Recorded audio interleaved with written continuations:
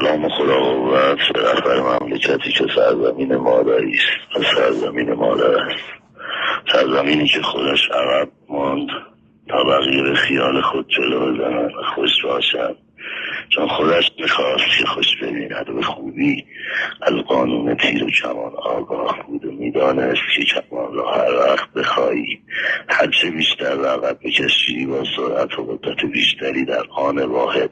و فقط در یک لحظه از همگان پیشتر میرود، آن هم با بیشترین فاصله. بله، سرزمینی که مژدها را واز نکرد که کسی را رسوا و بی‌آبرو و بی‌حجاب نکند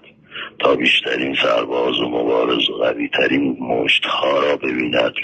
زیرا آنکه مشت دید درد را فهمید، آنکه سبز بود و آبیش رفت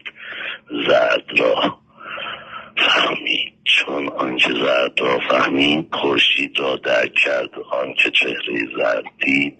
جای تیمار شدن بیماری را ترک کرد.